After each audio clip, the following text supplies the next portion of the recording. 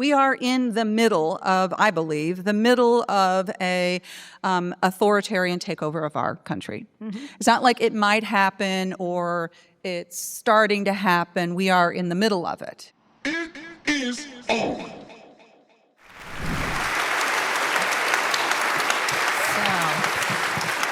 Welcome to Minnesota, Kara. Thank you. I love Minnesota. It's great. I've been here a whole day. I've had a great time. We coordinated our outfits, obviously. We've never met one another before, but we're like, oh my God, we have the same, fashion consultant. I always dress like this since 8th grade. I think she's dressed like this since she's not running again, and she's like, fuck it. I said I'd given up the J. Crew 1990s look now that I'm not running again for the Senate. So I'm excited to talk to you, especially because you are leaving, and so I hope you'll be more forthright. People tend to be more forthright. Suddenly, for example, Tom Tillis suddenly found, well, you know what he found. So anyway, thanks for coming on. This is going to be for the podcast. We're going to talk about political violence, President Trump, your retirement announcement, and the state of the Democratic Party. So there's lots to talk about. So let's dive in. Let's start with some news. The indictment of former FBI Director James Comey came after constant pressure on the Department of Justice by President Trump. Talk a little bit about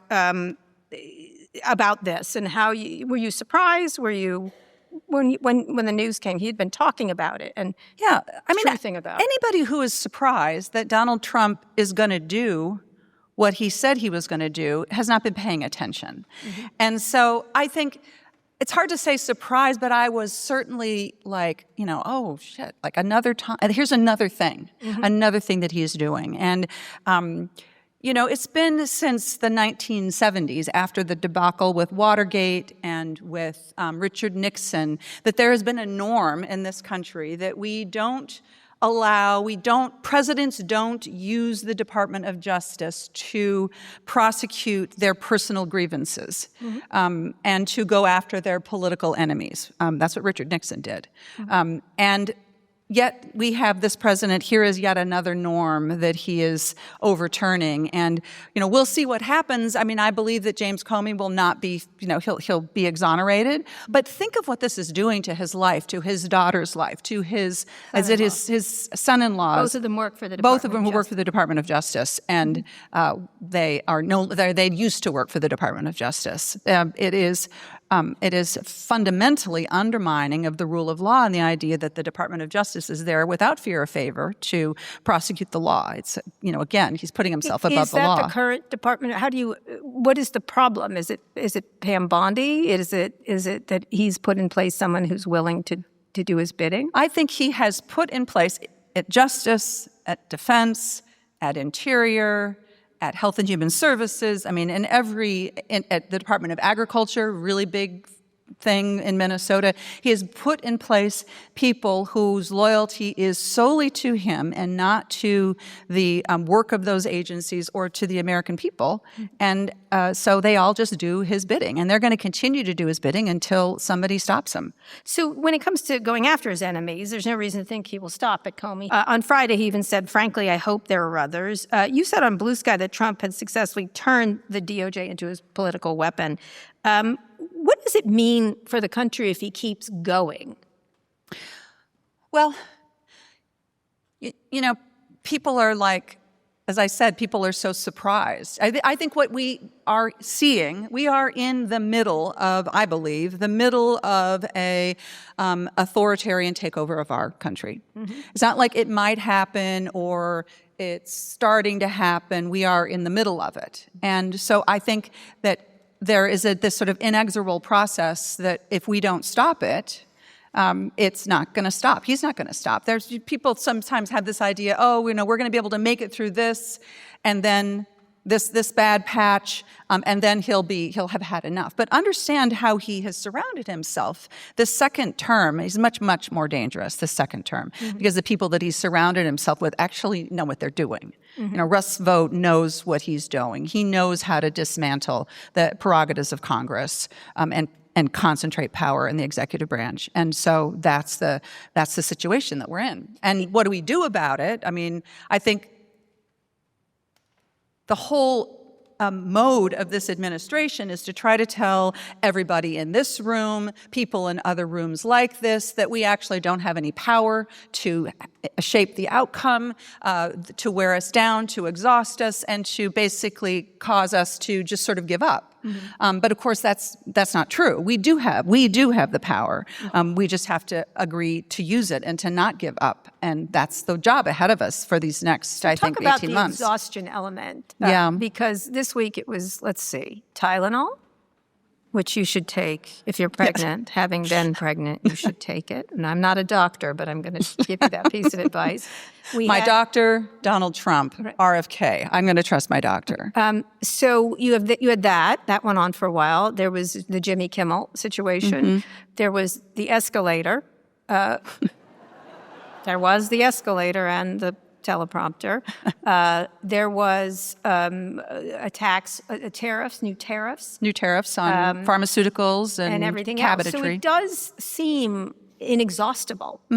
Talk a little bit about that as a public official when there's so many things coming at you. And this is, of course, a long time theory of Steve Bannon. I kept trying to get people to pay attention to him because he's quite smart in that area. This flood the zone approach, and a lot of people do feel like it's a distraction from the Epstein files, of course, which are now, again, this week is still not been released, but possibly could be. Unless there's a government shutdown, we'll get to that. So talk about the inexhaustibility of this effort. Although I just have to acknowledge that today, in the face of the Epstein files, the president announced to the country that he's planning on releasing the Earhart files. Okay. These are the files that would maybe shed some light into why it was that Amelia Earhart's plane crashed all those years ago. Undoubtedly, this was also caused by Antifa, right? Right. So, but again, it's like, I don't want to get too That one I'm kind of interested in, I'll be honest with you. All right. I am too. I'm not uninterested. Yeah. But go ahead. I'm aware when I'm being distracted, yet I am also interested at the same time. Not to go all literary on you, but one of my favorite poets, great feminist Edna St. Vincent Millay, said, "It's not one thing after the other, it's the same damn thing over and over again." Yeah. And that's what we're seeing here. Right. It's the same damn thing over and over again. And I mean, I say this to myself every morning when I sometimes scrape myself out of bed and try to figure out how to go on. And I say this to people, whether it is the parents at Annunciation School or whether it is the tribal leaders I was just meeting with yesterday up at Red Lake Nation. I mean, we don't pick the time when we are called on to lead. And we're all leaders here, not just me. All of us are leaders. And in these moments, we have to do whatever we can. We have to rise to the occasion. And that is actually the story of this country. It is individuals appreciating that they have the power to make this country what they want it to be and then using that power and not being exhausted. And I am not saying it is easy. It is really damn hard. But I don't have, that's it. That's what it is. So Trump is now accusing another former FBI director, Christopher Wray, who he put in place, I believe, of lying about hundreds of undercover agents being present at the January 6th insurrection. There's no evidence to support this claim. Right. And in fact, almost a year ago, the Inspector General said hundreds of officers were at the Capitol as part of a response after the attack. So he's hinting that he wants to name those ghost agents. He may go after Ray too. How do you forestall this? You said you got to get up every day, but what options do you actually have until the election in 2026? Are there any options? Well, and we were talking about this a little bit earlier. The options that we have, they're basically, what are the levers of power that we have? I mean, one, we have the levers of power of the people that we've been talking about, the rapid decline in the popularity of the president, which is a very good thing because that does diminish his power. So that's one thing. The second thing is the power of the judiciary to stop him from doing things that are clearly lawless. And we could talk about that, right? Because we've had some good successes, especially in the lower courts, stopping. Not the upper. But not in the upper court. We continually see, it just happened again yesterday, the Supreme Court issuing these shadow docket opinions where they don't say why, they just say what. And they have been increasingly saying, yes, the president, until we decide finally, the president can continue on. And then, so that's like not working out as we need it to, especially once these cases get to the Supreme Court. And then you have the power of Congress. And Congress has important powers. It has oversight powers. It has the ability to not only shine a light on the bad stuff that's happening, but to actually use our oversight powers to stop it. But of course, the problem is right now that the Republicans are not doing that. They're either saying, oh, this is going to pass. This is a bad patch. Yeah, this is pretty bad, but we're going to hope it gets better, which of course is not going to happen. Or some of them are saying, no, really, we're working on a plan. We just have to wait for that one thing. And, well, this is one damn thing after another thing. This is what they say to you with a straight face. Yes, this is what they say. And what do you say? It's sort of like when your kid has done this, I mean, I don't even want to compare them to children because children are better behaved, have a higher moral standard, I think. But when somebody comes and tells you over and over and over again, no, trust me, trust me, I've got this. I'm going to get this figured out. I'm going to do the right thing ultimately. And they tell you that over and over again and they never do the right thing. You don't trust them anymore. And that's the position that we're in right now in Congress, which is why I think that Americans, and I feel strongly about this, are looking for Democrats to fight on this and to stand up and say no. Right. Well, we'll get to that in a second. But two other things that just happened. He signed a memorandum directing the administration to crack down on funders of so-called left-wing terrorism. He named George Soros, Reid Hoffman, someone I know very well, a Democratic donor. He's also said California Democratic Senator Adam Schiff and New York Attorney General Letitia James are guilty as hell. He should, if he's able to punish these enemies, even on these spurious charges, what tools do you have? You can ignore the Republican senators are not going to help you. Obviously, the Republican Congress is not going to help you. Right. What do you do? Because he also announced Saturday he's deploying troops, what he calls war-ravaged Portland. There was just a lovely picture of a farmer's market there today, so I'm not sure if war-ravaged is the right word I would use, to protect ICE, probably overpriced tomatoes, perhaps. To protect ICE facilities, he's authorized using full force as necessary. These actions don't have a precedent. It really doesn't in this country. It has a precedent in other countries. So what do you think the end goal is, and what are the critical tools when you say fight back? What does that mean if he continues to do this with impunity? Well, I think there is power in us calling out what we see and not going along with it. And that is, I mean, Democrats, my party, our party might not be in power, but we are not powerless. And that means that we have to exercise the authorities that we have. And, but there is no like, oh yes, this is my secret tool that I'm keeping in my trunk until things get really bad. Because I think we're already there. It is the question of, marshaling our collective authority as the people of this country to say we're not going to put up with this. But at the end of the day, is it protests? What is the tool? I think it is. I think yes. I think it is protests. I think it is visible action. I think it is anything that anybody in this room can do. Everybody can do what they can do. And I got involved in politics at the very beginning as an organizer, literally like going door to door and knocking on the doors in my neighborhood and talking to people about what mattered to them, and then understanding that is the source of power in this country, and that our job is to tap into that and to connect it and to build a powerful coalition, and that is what the job is ahead of us. And of course, as long as we have free and fair elections, and I am optimistic. I'm not like, terribly, I'm realistic, but I believe that we're going to be able to save this country. But that is why these elections are so important coming up in, what is it now, 14 months, at least for the House.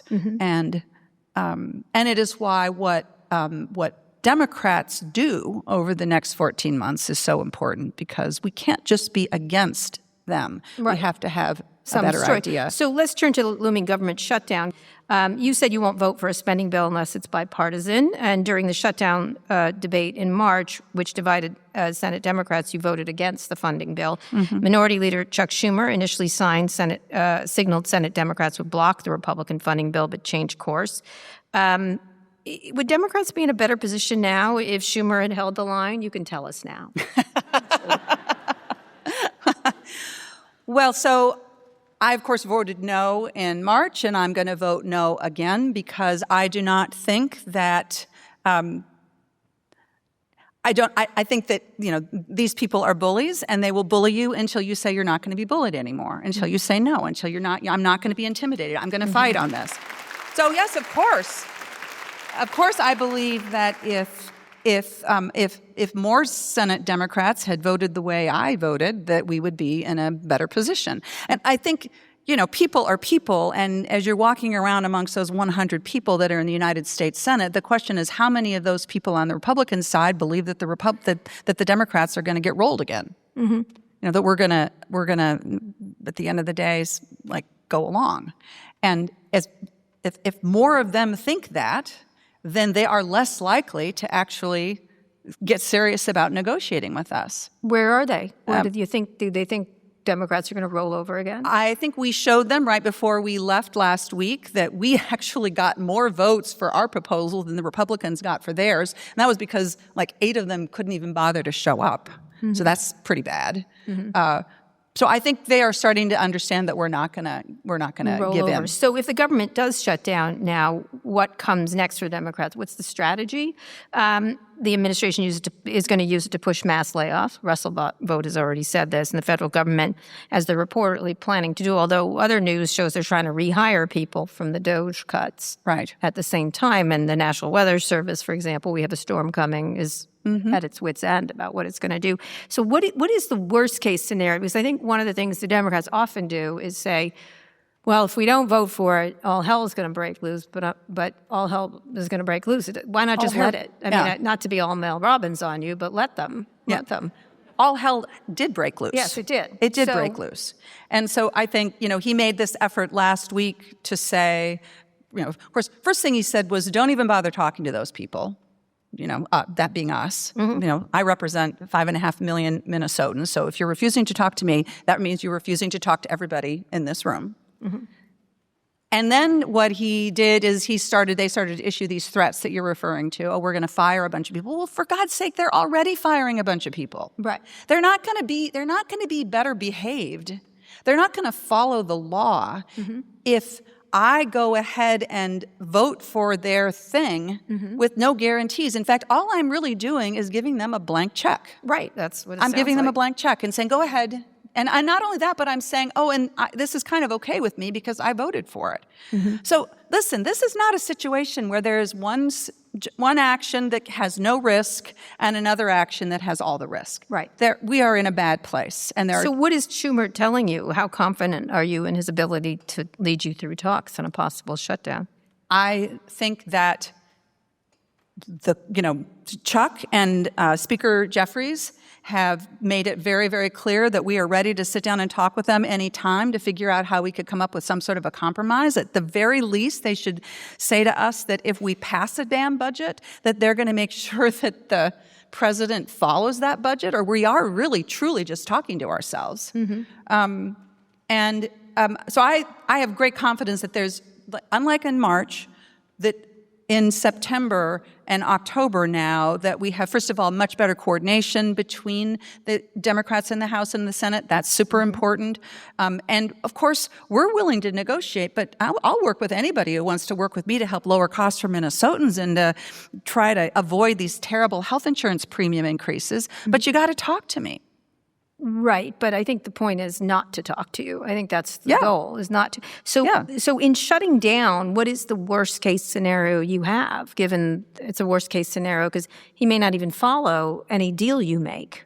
That's right. I mean, he might not follow a deal. If we say we gave him the votes, he might not follow that deal. Right. And if we if we don't just give him our votes without any understanding about what's going to happen, then we'll go into a shutdown. And then what happens next? Then what I think will happen next is that the pressure will build. Right now, he just is sort of blithely going about and doing whatever he feels like doing. And I don't think that he's feeling any pressure. And I think that he will start to feel that. And I think that the Republicans will start to feel that. And we all will, because shutdowns are bad. Right. And I recently interviewed Pete Buttigieg. Well, he agreed the shutdown debate is different than the one in March. He also said, quote, one thing Republicans are really good at is apportioning blame. A recent Gallup poll found the Democratic Party has never been more unpopular than it is now. It has 34% favorability rating. If the government does shut down, how do you avoid taking blame and hurting the reputation of the party? Well, so the polls right now also show that if there is a shutdown, Americans understand that Republicans are in charge of the presidency, the Senate, and the House. They're in charge, and if they can't figure out how to get their act together, then they're going to be the ones who get the blame. Now, I've been involved in this line of work for a while, and I know that things can change and things morph, and that what the president does in this situation, nobody can predict. We can't predict what he's going to do when we're not in shutdown. So I think then it's going to become an intense competition about what we need to do differently and how we need to, in my book, what we need to do to fight off this president who is, let's remember, deeply unpopular. People's costs are going up and up and up on a variety of things, and it's going to get worse in October. It's not going to get better. And is he just going to sit there and go play golf? I mean, I think the pressure will build on him. You think that's the case? I do. I really do. And then what? Then ultimately, how all shutdowns end, if that's where we end up, if they don't negotiate with us beforehand, they'll negotiate with us after. That's how you end things. It's got to be bipartisan, even in this incredibly fraught moment. The only way to avoid it is negotiation. The only way to get out of it is negotiation. Do you at this moment believe shutdown is inevitable and something you would say, bring it on? I mean, I don't want it, but I'm not going to give my vote to do something that I think is bad for my constituents, and that I think is the situation that we're in because of their refusal. And there's nothing right now that you see. I mean, sure, John Thune could call up, the majority leader in the Senate could call up Chuck, tomorrow or this evening and say, let's see if we can avoid this. We both really believe he might say that we should not allow these tax breaks for insurance premiums for people who buy their insurance on the exchange. We shouldn't allow those to expire. So let's come up with an agreement on that. We're going to move to political violence. You just said the moment we're in right now, it's a little more serious than just a government shutdown. A gunman killed your friend, State Representative Melissa Hortman, and her husband, Mark. The gunman reportedly included you on the hit list. You said at the time you felt like the country was at a real tipping point, and after conservative commentator Charlie Kirk's assassination this month, it feels like it's tipping in the wrong direction. Talk a little bit about this idea of this tipping point. Obviously, it's highly personal to you. Talk how you feel, right? How did you feel being on that list? What is the? Are you fearful? Are you? Do you feel like we can pull things back? I mean, I know you have an optimistic Minnesota feel to you. I feel it right now. Right. But how do you feel right now about the violence? Well, I say, and I mean it, that I wake up every single day feeling pretty confident that everything is going to be fine, that I'm going to be safe, that my family is going to be safe. That's it's like this innate thing. But let's, it shook me. It shook my family. I will never forget, waking up at 7:30 in the morning, the morning that Melissa was shot, in her own home, and realizing that I had all these messages on my cell phone because my staff learned, the governor's office learned that my name was on the list and they couldn't reach me because I turned my phone off at night. And so, there was, we immediately got this, security. There was a Suburban parked outside my yard, in my front driveway for over 24 hours with a young private security officer to take care of, make sure I was safe. And I will never forget one of our sons we were trying to have our grandchildren not be afraid of the scary black car in the front driveway. And so we rolled down the window, and Harlan looked in and waved at the guy sitting there. And our son Sam walked away and just like burst into tears because it's so real. And so it's been a very weird thing to be in a position of trying to translate this, the trauma for our state, the bigger issues of political violence in this country, sort of through all of these different prisms. And, one thing that I've been feeling a lot is that, a lot of people will say, oh, this isn't who we are. This isn't who we are. And I do believe that almost everyone in this country abhors political violence. But violent behavior is not an aberration in our country. No. It is part of who we are. That's correct. Slavery, the Tulsa race riots, the massacre at Wounded Knee. I think we have to see that and understand it. And then we just have to come back to the universal condemnation of using violence to resolve our political differences. And that's why what the president and the vice president and Steve Miller and these folks are doing, that's why it is so dangerous. Do you, obviously, Democrats and Republicans are pointing fingers at each other for the rise of political violence, each armed with their own statistics. Yeah. I think most of the statistics are very clear. Yeah. But a lot of recently, you've said you think Trump is fueling it, and there's plenty of reasons to believe that. How do you then drop the temperature if Trump keeps fanning the flames? And J.D. Vance does do the same thing, yes, although more cloddishly and more spectacularly uncharming. But yes. He's so uncharming. He's like, everyone's always like, oh, he's getting president. I'm like, yeah. Well, that's like a whole other show. That's another right. show. That's a whole other show. And I would love to do that show. I served with. You saw they raised J.D. Vance tariffs on upholstered furniture, but go ahead. Yeah, I know. I don't think. I'm not going to go into it. You don't need to. I was thinking about, as I've thought a lot about this last several months, and I was thinking about the horror of 9/11 and what President Bush did. And I disagreed with him on many, many, many things. But in that moment, what did he do? He stepped forward and he said, we must not use this moment to stoke Islamophobia. Muslim folks are our friends. They are our neighbors. That was the right thing to do. It was the leadership thing to do. It's completely the antithesis of what the president is doing.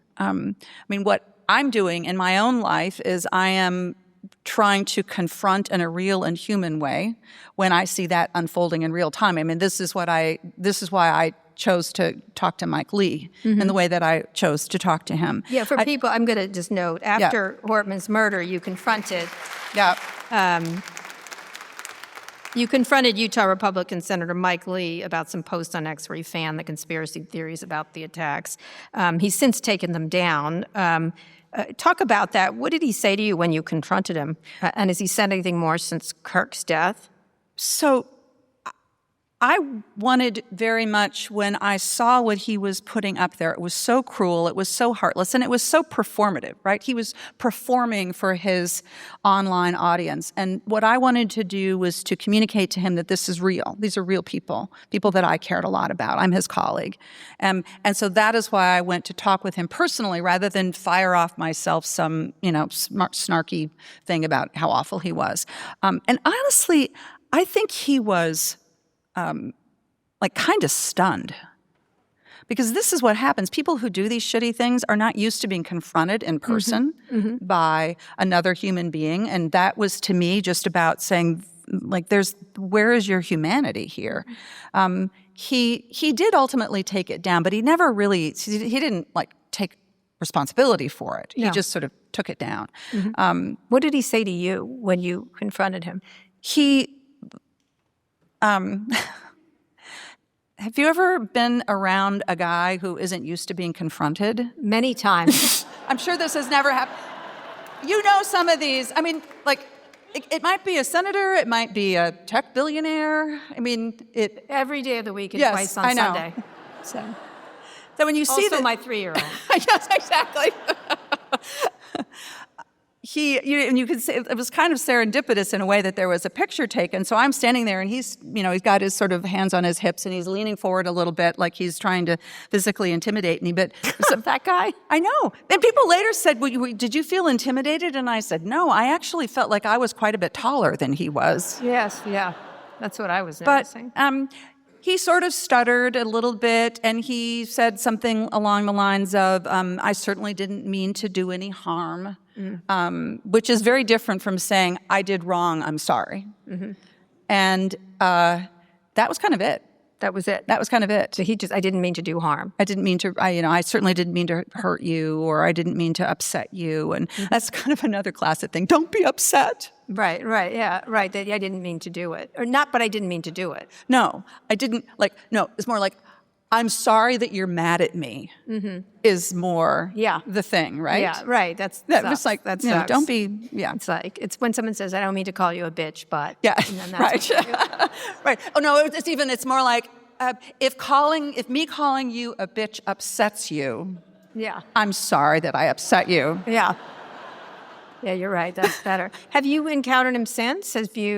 He's had an unusual journey. He used to be relatively reasonable. Now he's extremely online too. Yes, he is He's extremely someone who's online been and very diseased by online. Yeah, yeah. And of course, in the context of this bigger conversation we're having about political violence and how important it is that political violence is condemned immediately, regardless of whether the person who was injured or killed is somebody that you support or somebody that you don't support. The condemnation has to be universal. And of course, he immediately condemned the murder of Charlie Kirk, as well he should, and as did I. Yes, most Democrats. Most Democrats. Democratic We all did, right? Yeah, We all did. yeah. But what they're doing now, of course, is trying to manipulate the facts of this case to use their power to further erode people's rights. And of course, famously, the President of the United States when he was asked, why did you not lower the flags to half-mast for Speaker Hortman, Melissa Hortman, when you did for Charlie Kirk, the President went, who? Right. Who was that? Right. Which is, of course, such a sign of disrespect and Yes, he does that on cruelty. purpose. Did you, were you surprised they tried to do that with Jimmy Kimmel, which sort of ignited a lot of people? And were you surprised that Disney was such a suck-up? Yeah. I think that's the word I was looking for. Quizling. Again, right? This is the lesson of this age, is that if you try to appease a bully, it will never end. It only ends when you stand up to them. And Disney, it took them a few days, right, to realize that they were on a bad path because they started to get all this external pressure. And I wasn't surprised about Jimmy Kimmel. And I'm sure in their world they were thinking, oh, this guy, nobody watches his show, he's not that popular, this is going to be a great example. And of course, let's remember, this is the corruption here, because this is really about corruption.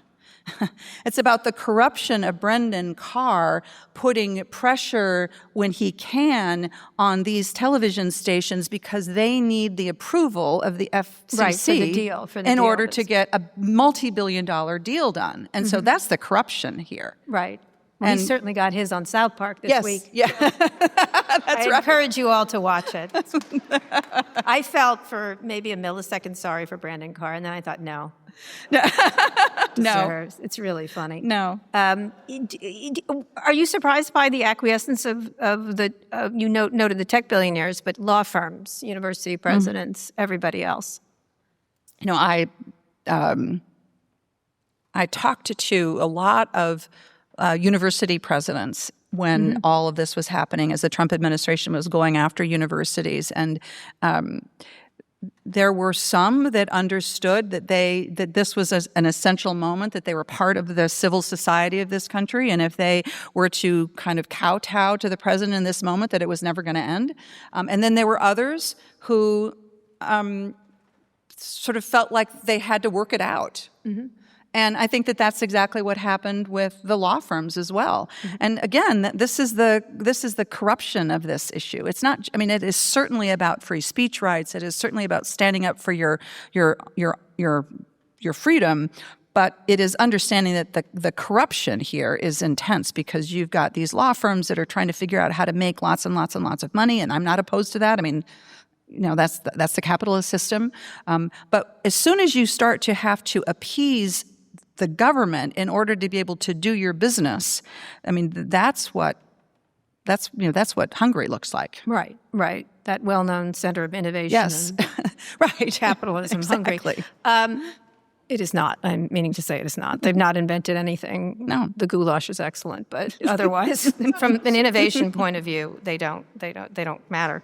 What does that do when you think of all the various industries that have done that? Which to you is the worst?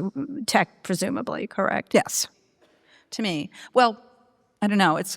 There's an overlap between tech and crypto, and I think that the corruption around the crypto money flowing in to fund campaigns at the same time that the Trump family is making billions of dollars on crypto, at the same time that Republican members of Congress, primarily, not exclusively, are trying to pass laws to create a so-called bespoke regulatory system that allows the crypto sector to escape from the basic consumer protections that make sure that people don't get ripped off. That, to me, is the worst example that we are seeing right now. Right now. And with the tech companies bigger and more powerful than ever, are you surprised they haven't pushed back? Are you? No. I warned you all. I warned you here a couple of years ago. I had to say to one recently. I mean, when you saw, I will never forget being being in the Capitol Dome on Inauguration Day, and I felt that I needed to be there to bear witness to this, and to see there on the stage former presidents and members of the new cabinet, but they're front and center. In some cases, not always, but in some cases, sitting in front of the new cabinet were some of the wealthiest tech billionaires in the world.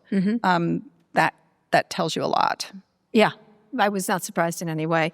I ran into one of them and said a phrase I use a lot, which was, "You're so poor, all you have is money," which they don't like. Did they go, what do you mean? No, I run into them. I live in D.C., and I run into a bunch of them, and one of them also came up to me and said, "Looks like we won," and I go, "But you're still an asshole." Yes. And then he looked at me, and I was like, "Have a good day." Yeah. Okay. Anyway, speaking of Washington, you're retiring. Your Senate seat is one of at least 4 Democrats had to defend in the next midterms. Gary Peters in Michigan is also retiring, so is Dick Durbin in Illinois and Jeanne Shaheen in New Hampshire. Talk about why you decided to retire now, given the long odds of retaking control of the Senate. Also, there's 2 pieces to this. The first piece is I'm 67, and when you're 67, you think differently about the next 10 years of your life. You're not thinking, oh, this is the next 10 years of the next 40 years. You think this is the next 10 years of, God willing, I'll stay healthy. And how do I want to spend that time? Who do I want to spend it with? And so that, for me, was the personal part of the decision. And also, I will have been in the Senate for 9 years, which seems to me like a pretty long time. I think it's the longest gig I've ever had. And it seemed like enough for me. But then this is the second part, and it's really, really important. If I had felt in any way that me not running was going to put this seat in jeopardy, that it was going to be hard to win this seat. Now, the people that are running hard to win this seat are working really, really hard, and I'm so grateful for them. So it's not easy, but I have full confidence that we will keep this seat and that we'll have a great next Minnesota senator. So did you retire because you an old lady, which you just said, or is it because, which I don't believe, or because you've had enough of this? It's because I don't think of myself solely as a United States senator. I don't want to be a United States senator until I die. I don't feel like I'm an old lady, but I also feel like there are other things that I want to do. Now, there was a really interesting question a lot of people asked me, which was like, well, if we had won the presidency or if we had won kept the Senate, would you have made a different decision? And I don't think that I would have. You would have continued to make the decision. Yeah. So every episode we get a question from an outside expert. Yours comes from Amanda Littman, co-founder and president of Run for Something, who is doing a lot of stuff around especially young people running for office. Yeah. Let's listen to it. Senator Smith, thank you for modeling the kind of leadership we need more of. By retiring and stepping away, you are showing us what true selfless patriotism looks like right now. So thank you. Why is it so hard for so many of your colleagues to do the same? Can you make a hypothetical argument to them that they too should be retiring and make this their last term? I don't think they can take it from us on the outside. I think they need to hear it from one of you all. Go ahead. That's so funny. Hypothetically speaking. It reminds me, sometimes Archie and I, my husband and I, will be walking around the lake and someone will come up to me and they'll say something like, "Thank you for retiring." Right. And I will immediately turn to Archie and say, like, they thought I was doing a good job. It's not that they didn't, let me explain this. But so, I mean, I think people get this idea that their whole identity is their job. Mm-hmm. And this happens in all different sectors of our society. I mean, in the corporate world, there's usually a succession plan in place. So also, many have to retire at 65, 70. Yeah, that's right. That's right. And I think too many of my colleagues have this idea that I'll just stay here unless something changes or unless I shouldn't stay here anymore. They sort of they feel like they have to opt out rather than opt in all the time. And there are tragic examples of people who stayed too long, who are, I think of Dianne Feinstein, who, I looked up to so much when I was a young student at Stanford, and she was such an icon, and she stayed way longer than she should have. And why did that happen? Why did her staff allow that to happen? Why did her family allow that to happen? Because sometimes it's just easier to stay. What would you say to them? What I would say is, because I know my colleagues, I would say you should think of your legacy. And what do you want your legacy to be in terms of the work that you've done? But think about your legacy in terms of paving the way for the next generation of leaders who are going to step in and who are going to do great work that you made.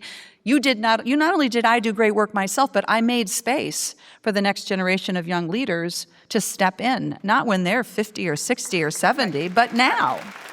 So you told the New York Times that part of the problem with the Senate right now was we can't get shit done, which is...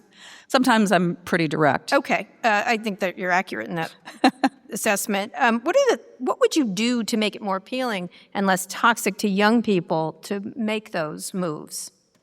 Well, so we have a huge problem with how much money it costs to run for office. And so I don't think we can stop talking about how we need campaign finance reform so that it's feasible for somebody to run for office. I mean, this is the other thing. What would you have had to raise to run if you ran again? Well, Minnesota is a relatively inexpensive state to run in. So I probably would have had to have raised somewhere between $15 and $20 million. Which is not a small amount. Now, John Ossoff, who is running in Georgia, raised $11 million in one quarter.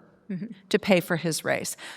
John Tester, he raised, tens and tens and, $80 million. I mean, he could have taken everybody out for a steak dinner. Many times over. Think of the corruption of that, what that really means. Not for, you know what I understand, that the power of the money in this situation. What about term limits? Would you... So, Why not? Because I think you can't run the New York Times after you're 65 years old. Yep. You can't be in military. You can't. Why not have term limit? Because I think that age limits. Yeah, because I think that takes the power away from all the people in this room and all of the Minnesotans. Somebody else, some legislature somewhere is saying, I'm going to decide when Amy Klobuchar or Tina Smith can't run it anymore, rather than you, the people of this state.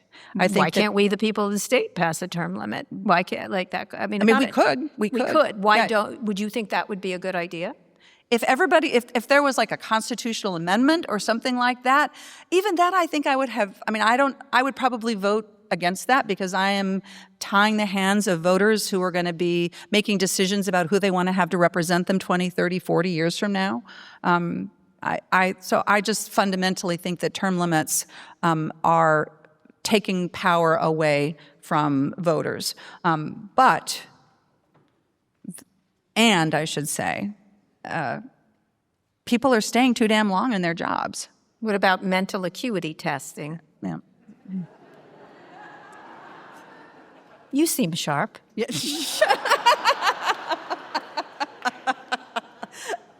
If you passed it, would you have to stay? Oh, no, but you can stay. You didn't answer. That's all right. I'll let you off on that one. So let's finish up talking about the Democrats, the feckless Democrats. You saved the easy part for last, I can tell. Right, yeah. So in the 2024 Democratic primaries, you roasted Minnesota Democrat, former Congressman Dean Phillips, who launched a long shot campaign to challenge President Biden. After Phillips lost in New Hampshire, you said, quote, he's staying on the ballot in South Carolina because you can't spell Phillips with only one L. Do you regret those jokes now, in hindsight, how, he was one of the few Democrats willing to acknowledge what voters were seeing and saying about Biden. And I'll tell you, Scott and I on Pivot got enormous amounts of pushback from pointing out what was quite obvious to anyone with eyes. I mean, again, we're not doctors, but it seemed a problem early on. So talk a little bit about that. Well, so here's how I see it. Biden shouldn't have run, I don't think. And I think that he came to that conclusion too late. Mm-hmm. And I think that those of us who were in this, I'll speak from my own perspective. Mm-hmm. When it became obvious that he was going to run, and I was not one of the 5 people that had any influence over that decision. It seemed to me that there was only one thing to do, which is to try to make sure if he was going to run, that he was going to win. And that's why I questioned what Dean was doing, because I did not think that it was going to be helpful to the cause of having Biden win, given that he was going to be our candidate, obviously. I think it's quite interesting. I had been reading Kamala's book, which 107 just, 107. I'm interviewing her in a and you're couple of weeks. talking to her in a couple of days. And it's quite interesting to read reading that book. I really recommend it. I'm good friends with Kamala. It's a little bit like reading, somebody's diary, but in a good way, not like you weren't supposed to, but, And what she says about, she also kind of asked, what should I have done differently? Mm-hmm. But then also realizing it would have seemed so self-serving if she had, gone into, Steve Ricchetti or that handful of people, Mike Donilon, who were, close to the president. So. You don't think she should have said something publicly if they weren't going to listen to her? I think that if she had, think of what would have happened to her. And I think she was honestly making this, we all know we were wrong now. Mm-hmm. But if she had done that, she would have been, as far as anybody could tell, he was going to run, she would have been undermining him. She would have been making it harder for him to win, given that he was going to run. And that was this sort of horrible circular logic that we were all caught in that moment. And then when we had the disastrous debate, and it became clear to me in that moment that this was never we had to change. Why did it take Nancy Pelosi to say, step down or else? Why was there not more of stepping forward? And I understand, I agree, it's very difficult for Harris to have done that. Mm-hmm. At the same time, it was pretty obvious there were problems, cognitive problems for most people. Yeah. So what has to change in politics where we don't just go along? And she said it's the ego of one man, right? That's right. That's right. And that's essentially what Kamala says, which is that it shouldn't be left up to just the one person. There should be. So why did it take until Nancy Pelosi decided to put her jacket on and go down there and say, because step she's down or else? She is truly the scariest grandma. Yeah. And I think I'm joking, but I mean, it goes to the gravitas and the power that she still wields. And, I was in a meeting it was probably 4 days before the president announced that he was going to step down. And this was a meeting of Senate Democrats. And we had I would say that 45 of us were quite sure that he needed to step down. And they, the kind of brain trust of the Biden campaign came in to basically tell us that everything was going to be fine. I've never felt so, gaslit in my life. Well, maybe previous, before Donald Trump. And we all said, this is not going to work. You have to understand that this is over. And then, Pelosi did what she did. Others did what they did, and he ultimately reached the conclusion that he did. But as I said, it was too late. And too late for her to build. Too late for her. So going back to the Gallup poll that found record low favorability for the Democratic Party among all voters, it's low partly because Democrats have historically a dim view of their party. Between now and midterm elections, what are the three concrete things they can do? Obviously, you have Gavin Newsom doing a very muscular attack at Trump. Right. People seem to like it. His numbers have risen rather dramatically.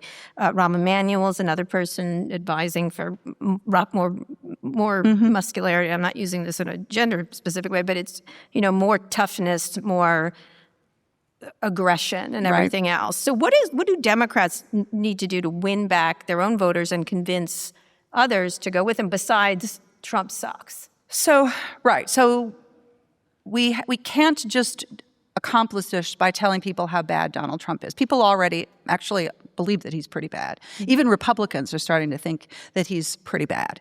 And so that is just the base. It is But that not doesn't make you like Democrats. exactly. Right. Exactly. So I think of a handful of things that we need to do. I mean, one, we are struggling right now because we don't have a national leader. Gavin, it's interesting, I've been thinking a lot about Newsom too. I don't know if he is what we need, if he is the thing, but we are struggling because we don't have a person at the top who can kind of guide us through this. And the caucus leaders are never going to be that person right now. So two other things that I think we have to think about. One is that we have to get much more clarity about what we are for and not just what we are against. And in my book,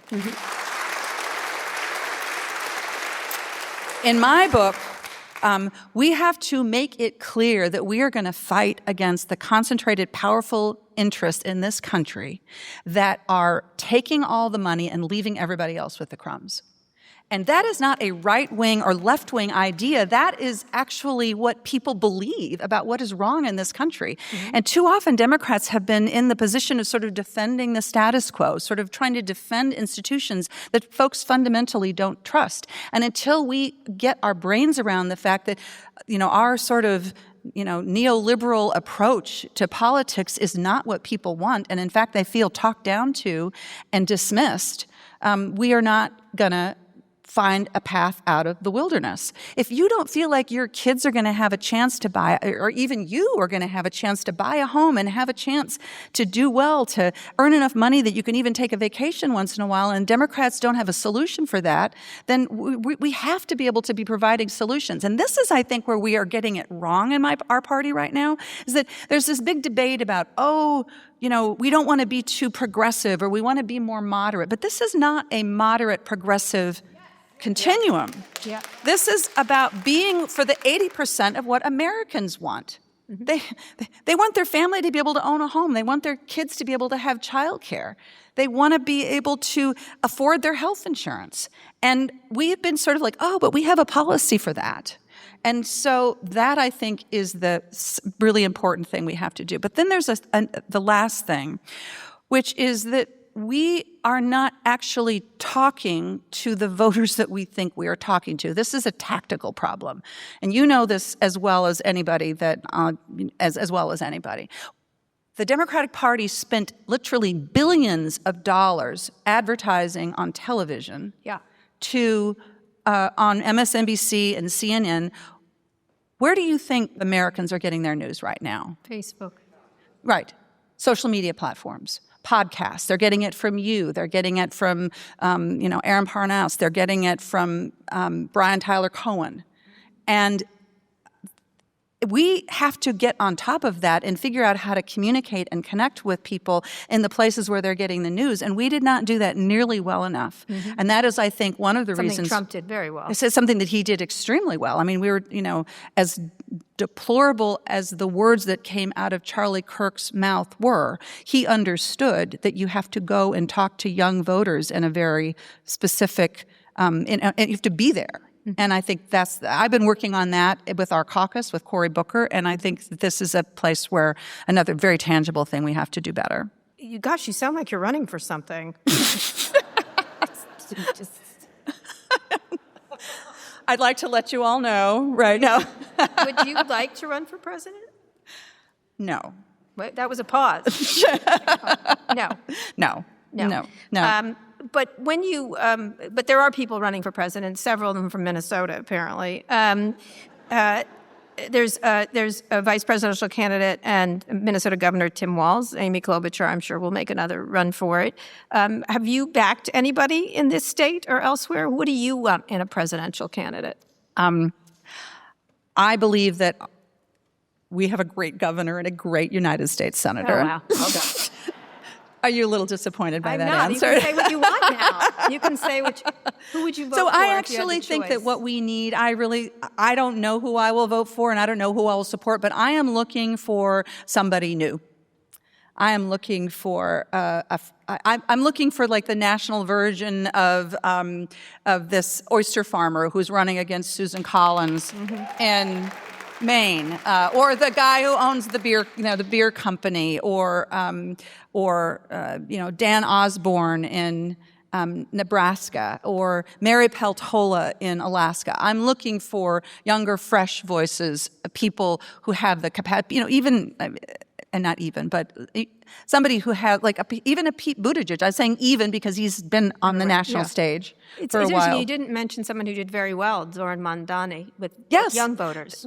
Exactly. I mean, I mentioned him as well. Right. This is the kind of, too often, I think our party has developed these sort of graybeard gatekeepers who are deciding who's going to do well and who isn't. And we have to trust people who are willing to be bold. So winning back majorities in the House, especially the Senate, as you note, they have to appeal to people more than on the coast, these graybeards. What is your prediction right now of winning the House, assuming a free and fair election without a lot of Trump nonsense, which you're going to get? Which, of course, is a big assumption, but we have to work. Do you think this is a moment that will happen? Because everyone's relying on these 2026 elections, I think, a little more than this. All I know how to do is to have hope and then turn that hope into action. And that is, I think, what we have to do. And I am optimistic. I am hopeful that we have House candidates that are going to be able to win this election, and that will be the essential stopgap towards what Donald Trump is doing. And then do you put him in the rearview mirror? Rahm Emanuel has said, then we put him in the rearview, like he doesn't think he's an old man, and put him out to pasture. Well, I mean, I think we all have to get our minds around the fact that, Trump is a unique talent, but the MAGA movement that he has built is not going to go away. And so we have to be prepared for that. We have to be thinking about our next conversation about J.D. Vance. What horribleness is Stephen Miller going to get up to next? What's going to happen to those folks? He's probably going to run Disney. Yeah. He can make it the unhappiest place on earth. All right. Thank you so much, Senator Smith. Thank you, everyone.